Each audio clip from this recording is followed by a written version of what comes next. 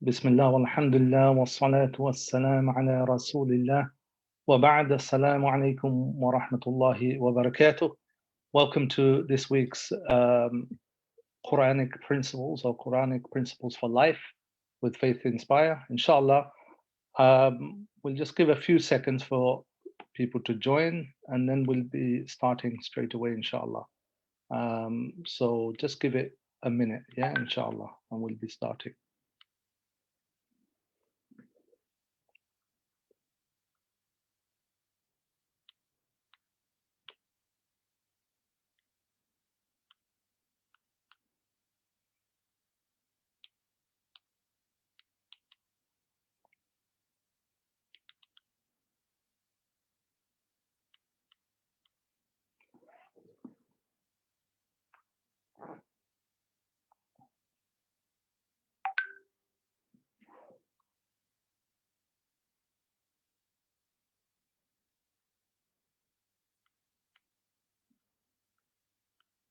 So as we let people join, inshallah, let me just say a few things about today's verse. We're going for verse 216 from Surah Al-Baqarah, inshallah.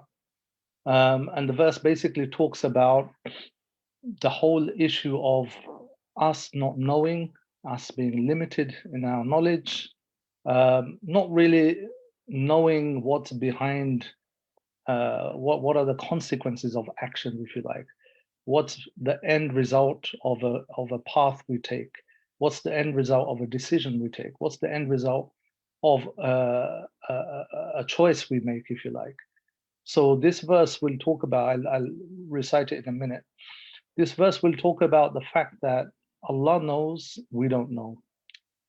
We are limited in knowledge, and Allah subhanahu wa ta'ala, He's perfect in knowledge. He knows everything. He knows the beginning, the end, the middle of everything.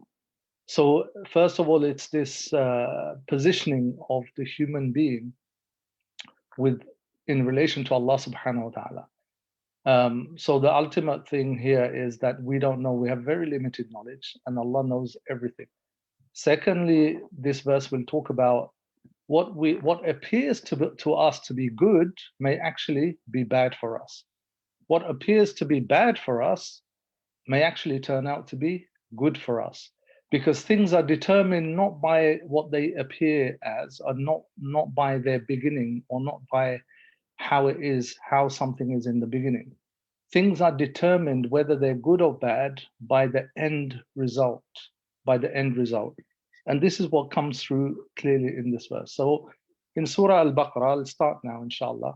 In Surah Al-Baqarah, Allah subhanahu wa ta'ala says, كُتِبَ عَلَيْكُمُ الْقِتَالُ وَهُوَ كُرْهٌ لَكُمْ وَعَسَىٰ أَن تَكْرَهُوا شَيْئًا وَهُوَ خَيْرٌ لَكُمْ وَعَسَىٰ أَن تُحِبُّوا شَيْئًا وَهُوَ شَرٌّ لَكُمْ وَاللَّهُ يَعْلَمُ وَأَنْتُمْ لَا تَعْلَمُونَ. Allah subhanahu wa ta'ala says, fighting has been enjoined upon you while it is hateful to you. But perhaps you hate a thing or dislike a thing and it is good for you. And perhaps you love a thing and it is bad for you. And Allah knows while you know not. So this verse was revealed with regards to the situation of the Prophet ﷺ in Medina with the Sahaba. And, as you know, in Mecca, they were not allowed to defend themselves when they were being oppressed or attacked, when their religion was being discriminated against, when people were being tortured, people were being thrown out of their homes. They were not allowed to defend themselves. They were not allowed to fight back in defense of their lives or their property, or especially in defense of the faith.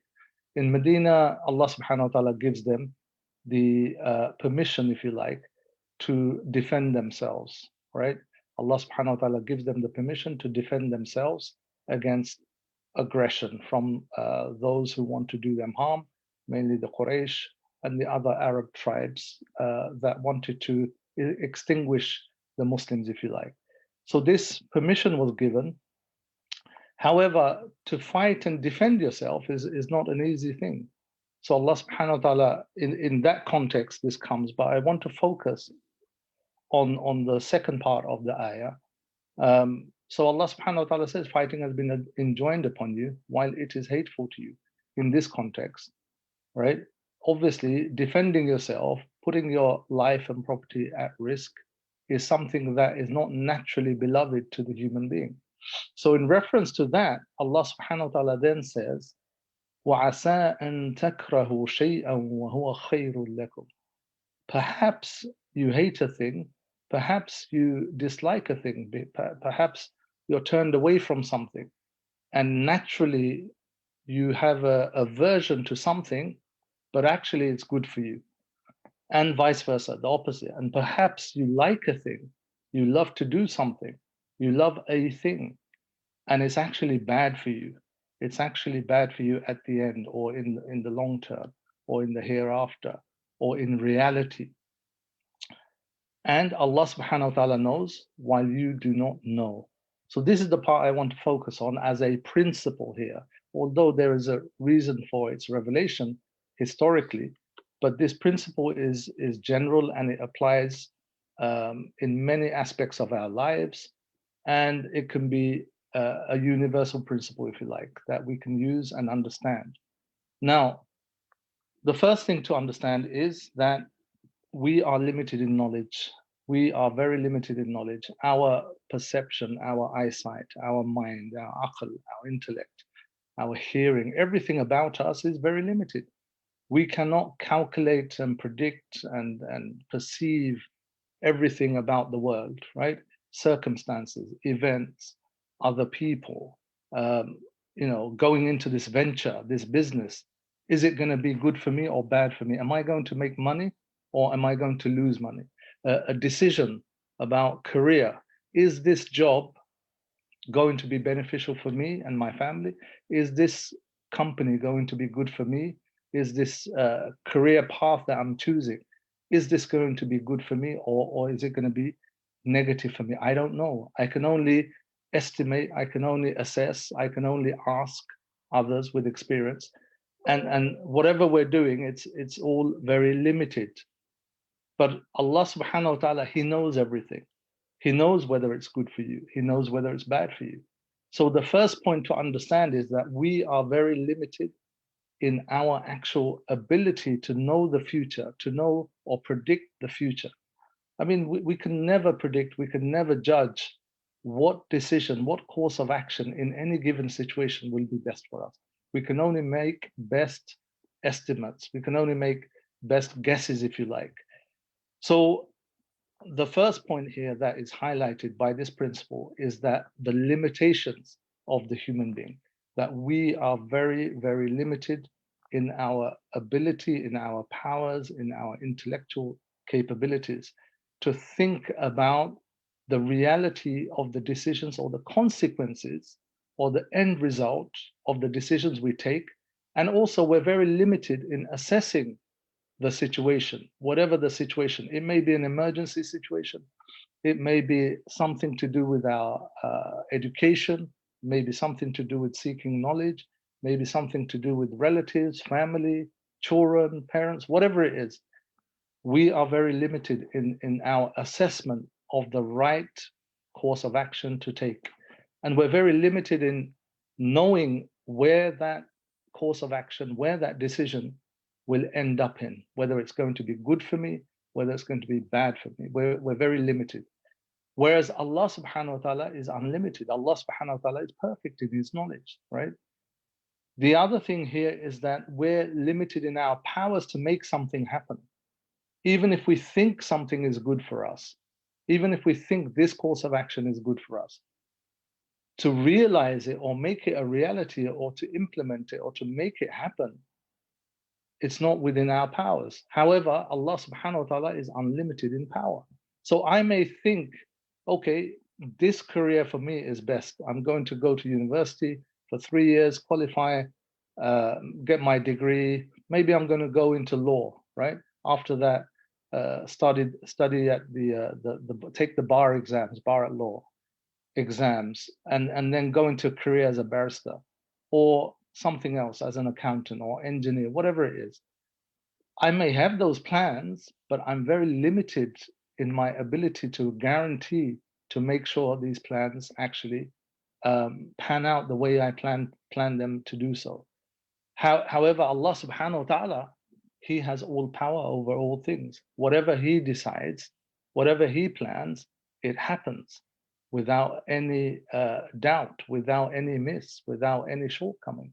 So it's this understanding our limitations and capabilities in relation to Allah subhanahu wa ta'ala. And hence, because of our limitations in understanding the nature of our decisions, the nature of life and reality out there, what is the end result of something that I choose? What is, even in a certain thing, an action, is it really good or is it really bad? We're very limited in our judgment. We can make a judgment, but we are very limited. Hence, we need the Qur'an. We can't see the ghaib, the unseen. We can't see the future. We can't see what's in the minds of other people.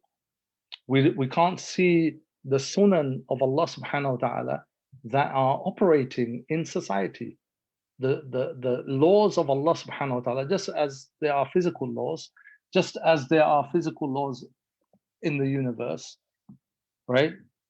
There are other laws that determine, there are moral laws, if you like. You know, if you behave in this way, this will be the result. These are also the laws of Allah subhanahu wa ta'ala.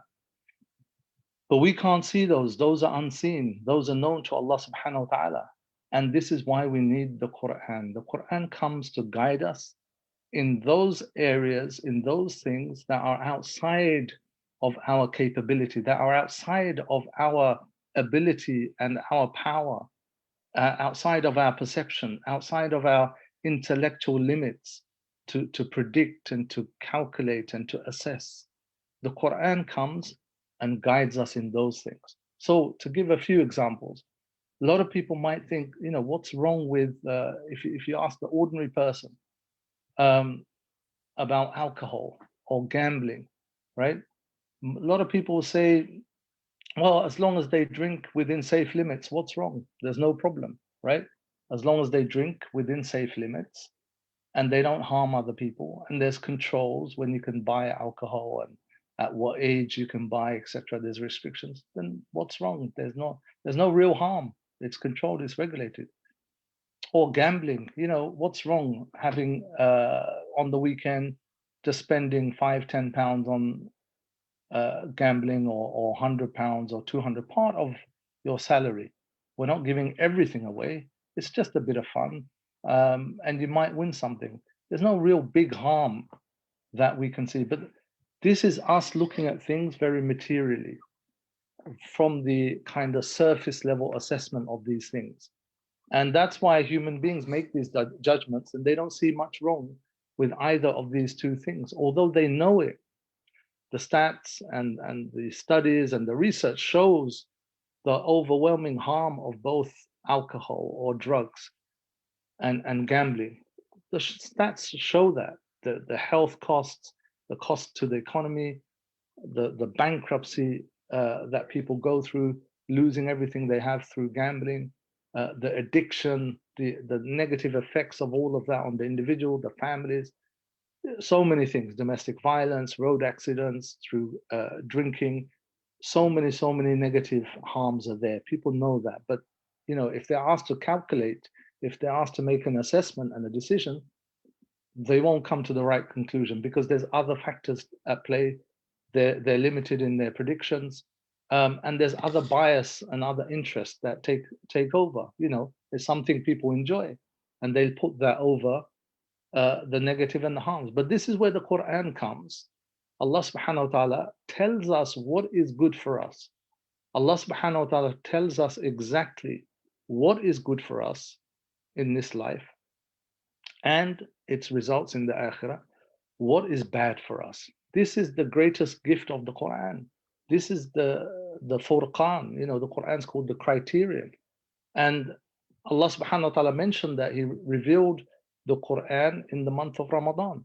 شهر رمضان الذي أنزل فيه القرآن هدى للناس وبينات من الهدى والفرقان. That The Quran, Shahr Ramadan, the month of Ramadan is the month in which the Quran was revealed for mankind. What does it contain? It's guidance for mankind, and it's a clarification. It's an explanation of guidance. بينات من الهدى والفرقان, and it's a criterion to judge, by which you judge right and wrong, by which you judge good and bad. So the Quran comes to fill this gap because of our shortcomings, our limitations as human beings. We cannot judge what is good for us. We cannot judge what is bad for us. Ultimately, we may make some surface level initial assessments, but ultimately, at the end, what is good for me, what is bad for me, ultimately, we can't judge. We're limited. The Quran comes to fill that gap, if you like, to show us, to switch the light on, and show us what is actually good in reality, what is bad in reality, especially in the long term, especially in the long term for this dunya, for this life, as well as the akhirah. So one of the first benefit is that we get this clarity. We're shown things as they are. We're shown reality as they are. The second thing, the second benefit of this principle, the principle that we may love something and it's bad for us, and we may hate something and dislike something and it's actually good for us. The second benefit of this principle is that the human being will come to know, we will all come to know, that everything that happens to us, every bad thing or bad event, or every decision that Allah makes for our lives, something bad happens in our life, right? We assess it to be bad, something negative, right? It could be to do with the career, could be to do with your education, your business, whatever it is. Something bad happens in our lives.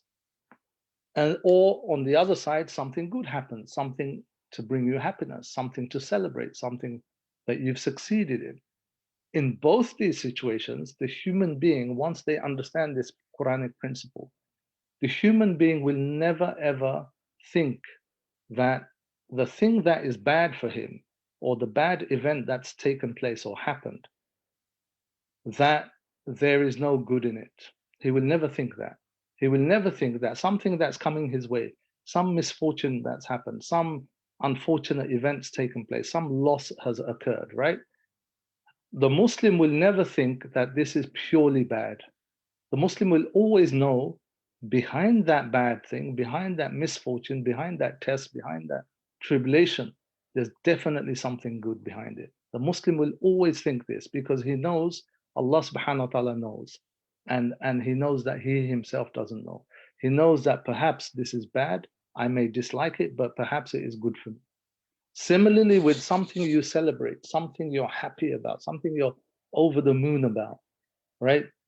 You will celebrate, you will be happy, but you will also know, you'll also be, your happiness, your joy will be regulated. It'll be up to a limit, right? You're not going to go crazy in terms of losing your mind over some kind of success, right? You will know that, yes, it looks good. It's probably good for me. It's something to celebrate, something to be happy about. But I also know that could be a test. There could be something bad behind that as well. So this is the second benefit that the believer derives from this Quranic principle, that he never sees anything in terms of pure bad, pure evil, pure misfortune, or pure good and pure happiness and pure joy with nothing behind it to take that away. No, the believer always understands that the good and the bad, right? Behind it, behind the bad, behind the misfortune, there's always a possibility that there's something good there. So in that way, he keeps his spirits up. He or she keeps a positive attitude, a positive hope, if you like, that even though in this situation I've lost my business, or I've lost financially, or something else, I've failed my exams, or something's happened where I didn't plan for. But I know behind that there must be something also good. There's always that possibility, and vice versa. So this is the second benefit which the believer takes from this Quranic principle. The third benefit is that we become crystal clear that whatever Allah subhanahu wa ta'ala has commanded us to do, right? Whatever He's encouraged us to do, whatever the Quran and the Sunnah, whatever the Sharia, whatever Islam guides us and encourages us and motivates us to do, it could be um, conducting business in a certain way. It could be to do with ibadah. It could be to do with anything that Islam guides us to, encourages us to do, commands us to do. We will know with crystal clarity that there is good in that because Allah is telling us to do that. We will know with crystal clarity that even if it's difficult in the beginning, like trying to, in business, for example, trying to stay within halal means, right? Trying to do halal business, trying to conduct your affairs in a halal way without stepping into haram, as best as you can. That may be difficult for many businesses. That may be difficult for many business people, but they should know that they may suffer initially. It may be difficult. They may not they may not grow as quickly as somebody else who's taking haram means, right? But they should know, even with that difficulty, initial restriction or whatever it is, that the end result will be good. That behind it, there will be joy, there will be satisfaction, there will be contentment, there will be happiness at the end, or behind it. It will bring a lot of satisfaction. It will bring a lot of joy and happiness and success, either in the dunya or in the akhirah.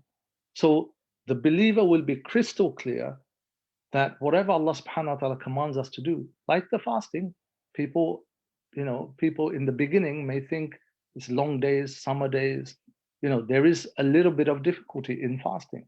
But the believer is crystal clear that the benefits behind that difficulty far outweigh any pain or suffering or difficulty of thirst or hunger. The benefits, the rewards, the joy and the happiness in the dunya and in the akhirah, more so in the akhirah, far outweighs any slight difficulty or harm that it may bring to us initially. So the believer becomes crystal clear that anything that Allah prohibits us from, anything that Islam guides us to stay away from, right? No matter how attractive it may be, no matter how good it may appear, right? It may appear so attractive, so good. It may be like, it could be a business opportunity, could be an opportunity to make money, to achieve status or power, whatever it is. It may be some kind of food or drink. However attractive that option is, the believer will be crystal clear that behind that there is some harm. Behind that, there is far greater harm that outweighs any good. And the scholar said, I think it was Ibn Qayyim al-Jawziyah, he said, the believer will look at things that Allah prohibited the way somebody looks at a delicious dish of food, right? Imagine the best dish of food in front of you, right? Your favorite food, and you're starving, you're hungry. But within that food, somebody has put poison in it. Somebody has put poison in that food. There's poison in that dish. No matter how much you want to eat it, no matter how attracted you are for that dish, to eat that dish, because there's poison in it, you're going to refrain from it, right? So this is like the things that Allah subhanahu wa ta'ala has prohibited, the things He's told us to stay away from, whether it's backbiting, whether it's cheating, whether it's fornication, whether it's drinking or gambling, or any of the things that Allah subhanahu wa ta'ala has told us to stay away from. It may be very attractive, but we know there's poison behind it. We know there's harm behind it. That we know there's suffering. And this is the whole Sharia. Jalbul masalih and dar'ul mafasid. This is the whole Sharia. The whole goal and purpose of Sharia is to bring you that thing which benefits you in the dunya and in the akhirah, and move you away from or protect you from those things that harm you. So once we know this principle, this is the third benefit of this principle, that we will be crystal clear about everything that Allah subhanahu wa ta'ala commanded us to do, no matter how painful it is in the beginning, no matter how difficult it is in the beginning, no matter how much our nafs doesn't want to do it, whether it's getting up for Fajr prayer, fasting in long days, right? Going for Hajj, yeah, staying within halal boundaries, right? Refraining from certain relationships, no matter how difficult it may be in the beginning, we have to know that the believer will know crystal clear that there is good in there, because Allah knows I do not know. Allah has commanded me, there must be good in it. So he'll refer to this principle that perhaps you love a thing and there's bad in it, and perhaps you hate a thing and there's good in it, right? So that's the third principle. The fourth thing is the contentment that will come. Whatever Allah subhanahu wa ta'ala decides for us, whatever we're faced with in terms of tests and tribulations, right? We will be content if we understand this principle, that you may dislike something and there's good in it, and you may love something or like something and there's perhaps something bad in it. And here, asa an takrahu shay'a wa huwa khairul lakum. Asa is used both times. Asa an tuhibbu shay'an wa huwa sharrul lakum. Asa means, like they said, it's the same as qad, right? Perhaps you like something. Sorry, just had to move that. Perhaps you like something. But they said in the Quran, when Allah subhanahu wa ta'ala uses this word, which is roughly translated as perhaps, for Allah, it's not perhaps, it's definite. With Allah, it's definitely, there are some things that you like and it's bad for you. And definitely, there are some things that you hate or dislike and it's good for you. So with Allah, it's not perhaps, it's not a question of maybe, it's definite, right? So the fourth benefit is that we will be content, will be better prepared to be content with the decrees of Allah subhanahu wa ta'ala. So Allah subhanahu wa ta'ala decreed to take away, many people have passed away in this COVID pandemic. Many people have lost dear and near loved members of their families, whether it's a parent or a child or a brother and sister. When I know this Quranic principle, I will be better prepared to be able to cope with that loss, to be able to cope with that decree of Allah subhanahu wa ta'ala. I will know that perhaps there is good in that. Yes, immediately it's a loss. Yes, immediately it's difficult. It's human nature. It's a loss, it's difficulty, and it's painful. But I know there's good in it. I definitely know that because Allah subhanahu wa ta'ala has already told me in other parts of the Quran, وَبَشِّرِ الصَّابِرِينَ, give glad tidings to those who are patient, after mentioning that Allah will test us with hunger and loss of life and loss of wealth and fear. And he says, وَبَشِّرِ الصَّابِرِينَ, right? Give glad tidings, give good news to those who are patient. So I know even in this loss, even in this trauma, even in this calamity of losing a close family member, if I'm patient, this is also going to turn out to be good for me. If I'm patient, I can make dua for that person. If I'm patient, maybe that person, death was written at this time and is better for them. Who knows? And if I'm patient with this loss, it will be better for me. So the believer never ever loses out. So the fourth benefit of knowing this is that we will hand over our affairs. We will put our full trust in Allah subhanahu wa ta'ala, because He knows and we don't know. He decides, we don't decide. He decrees, we don't decree. So we will hand over our affairs, our decisions, our options, right? And get rid of all this anxiety, all these worries, right? We will get rid of all this thinking over and over again, right? We will, of course, it doesn't mean you don't act in the dunya, of course not. What the scholars say is basically you will be relieved, right, of worry, of super anxiety over, oh my God, is this going to work or not? Is this going to be successful or not? Oh, if only I did this, then that would have happened. No, that should disappear. It's not easy, but as you read the Quran, as you understand these principles, as you embed them in your life, as you internalize them and reflect and ponder on these principles, it will become easier. So the fourth benefit is handing over our affairs, relieving ourselves of worries and anxieties over decisions or over events that Allah subhanahu wa ta'ala has decreed for us. So we can be at peace.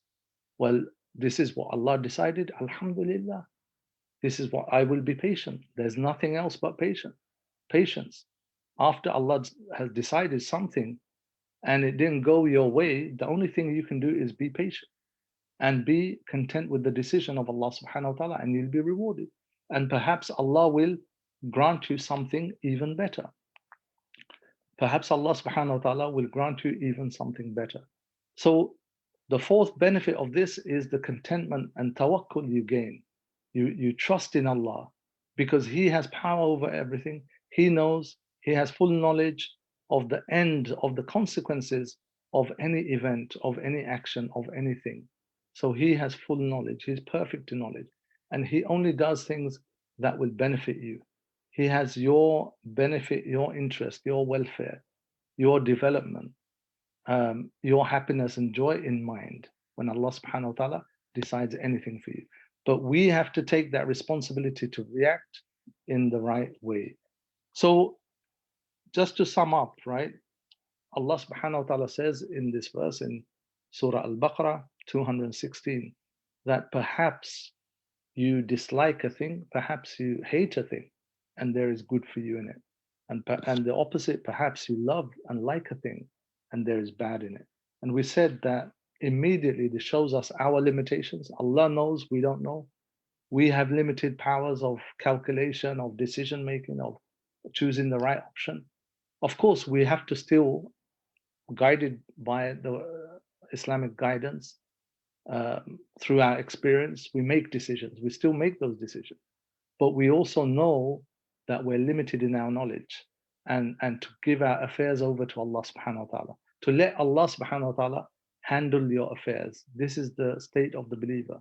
We give our worries over, we give our anxieties over, we give our doubts over, we give our regrets over to Allah subhanahu wa ta'ala. We let Him handle our affairs because He is the most perfect of those who handle affairs and manage affairs. He has the power to grant you whatever is beneficial for you. Whatever you desire, whatever you want may not be good for you. Whatever Allah wants is always good for you. So we also, through this principle, we also know the halal and the haram. Whatever Allah has said is haram, has told us to stay away from, then we definitely know, no matter how easy it may seem, how good it may seem, how attractive, how beneficial it may appear, but no, we know the end consequence is much greater in terms of harm when we do something that Allah subhanahu wa ta'ala commanded us not to do. Similarly with when He commands us to do something good, something that He's asked us to do, like ibadah, or to treat our parents kindly, or relatives, or give in charity, or to sacrifice other things. It may be difficult in the beginning, but we know the joys and the reward and the happiness that it will bring is going to outweigh whatever difficulty there may be in implementing this. And this is actually perfectly in line with the human psyche, with the aql, with the intellect, because the human intellect is always prepared to sacrifice and undergo a little bit of hardship to gain a greater benefit. This is logically, every human being will accept to do this. Any human being will undergo sacrifice and experience a little bit of pain, a little bit of hardship to gain something greater of joy and happiness and success. Similar, the other way, right? The human being will forego and sacrifice a bit of joy and happiness to prevent a greater harm. A human being will naturally, through his intellect, the way Allah has made us, it's very acceptable to us, it's very logical and rational to us to forego some benefit, some joy, some happiness to prevent a greater harm coming our way. We're willing to do this. This is perfectly rational. This perfectly makes sense. And Allah subhanahu wa ta'ala has made the world in that way. Allah subhanahu wa ta'ala has made the guidance of Islam in that way. Sometimes we have to give up what we like to prevent a greater harm. Sometimes we have to endure some small harm and discomfort and difficulty and hardship to gain a greater reward, a greater joy, happiness, a greater benefit. So this is how Allah subhanahu wa ta'ala has made everything. And that's why Allah subhanahu wa ta'ala said that perhaps asa an takrahu shay'an wa huwa khayrun lakum wa asa an tuhibbu shay'an wa huwa sharrun lakum. That perhaps, or indeed definitely, as I said, you dislike something, you hate something, but it's good for you, and vice versa. You love something, you like something, but it's actually bad for you. So if we keep this principle in mind, the believer will be balanced. Believer will be balanced in times of good, in times of prosperity, in times of joy and happiness. We're human beings. We have to celebrate, of course, when we're successful in something, when we've attained something. We celebrate, but we praise Allah subhanahu wa ta'ala. And we ask Allah subhanahu wa ta'ala to make this a means of good for the dunya and the akhirah. So we don't go overboard, right? We don't go crazy and fall into disobedience of Allah subhanahu wa ta'ala. And when we're hit by an affliction and a test, we know there's some good behind it. Just like the COVID pandemic, the lockdown, subhanallah, we know there's many benefits in it, although we dislike it, although we would much rather go back to how it was before the lockdown, without this disease, without the threat of this virus.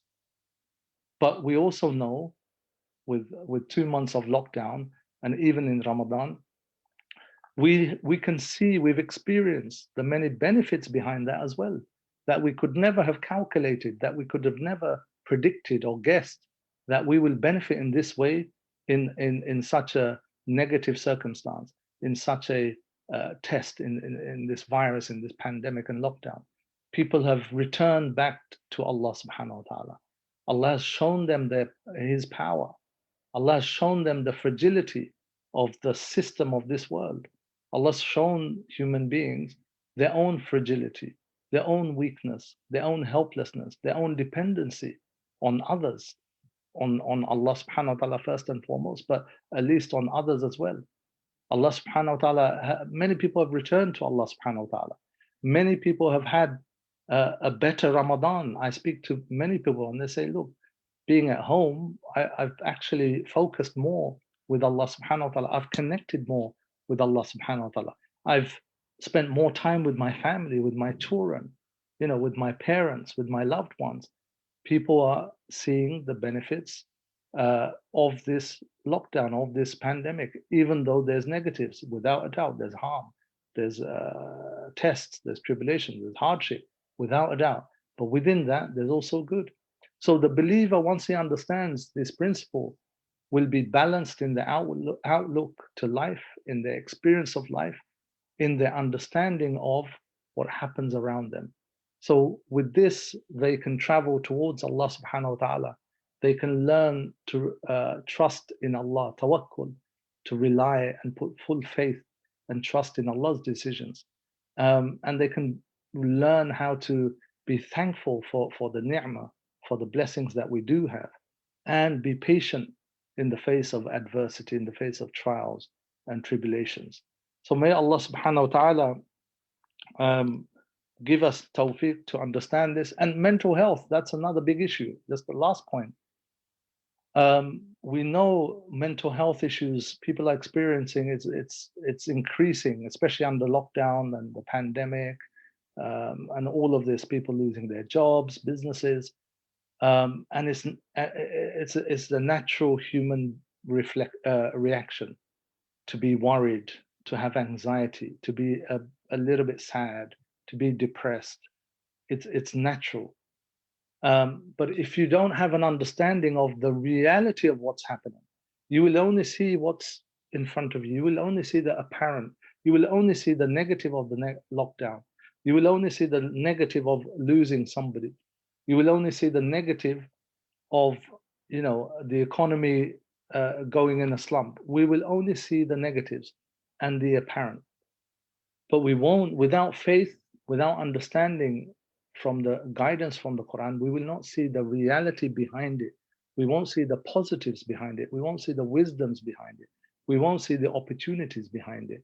We won't see the opportunities for us to develop, for us to learn patience, for us to do perhaps to do with less, for us to reconnect with our families, for us to change our lifestyles as a community, as a society. So without faith, without this insight from the Quran, we will only see what's surface level. We will only see the apparent. And that's very restricted and that's very deficient, if you like. So the Quran gives us the wider, deeper vision, and it lets us see what's behind the apparent. And therefore, mentally, our mental state as believers should be at least better than those who have no faith. For those who, there is no other explanation of what's happening. There is nothing beyond the material world. There is nothing beyond the actual event, right? We should not be in the same position. Of course, mental health is a serious issue. Health and well-being is a serious issue. I'm not saying that people who have existing conditions and if this has made it worse, they shouldn't seek medical treatment. Of course, they should seek professional help, seek whatever helps you in your condition. But I'm saying, as a general, mental well-being of the believer should be at a much stronger level, at a much better level in the face of calamities and adversities, because he or she understands that things are in control. They are going exactly according to plan, as Allah planned them. And that everything that looks negative, everything that looks harmful, everything that looks like there's a loss and it's a disaster and it's a test, there is something of benefit behind it. We have to discover that. We have to understand that. We have to take the opportunity to learn that. And we have to know that the end will probably be good after all. So in that way, we keep our mental health in good shape as well, inshallah. This helps psychologically. So may Allah subhanahu wa ta'ala give us the tawfiq to understand the sunan, the ways of Allah subhanahu wa ta'ala, to understand the need to be patient in adversity, the need to be showing gratitude and praising Allah subhanahu wa ta'ala in prosperity, in the good and the bad. And may Allah subhanahu wa ta'ala give us the tawfiq to be balanced in our outlook to life, in how we handle situations and circumstances, and on our journey towards Allah subhanahu wa ta'ala. Jazakum Allah khairan. Assalamu alaikum wa rahmatullahi wa barakatuh.